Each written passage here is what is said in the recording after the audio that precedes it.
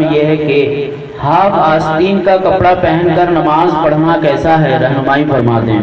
اگر اس کے علاوہ فل آستین کا کپڑا موجود نہ ہو تو ہاف آستین کا کپڑا پہننے میں کوئی حرج نہیں ہے۔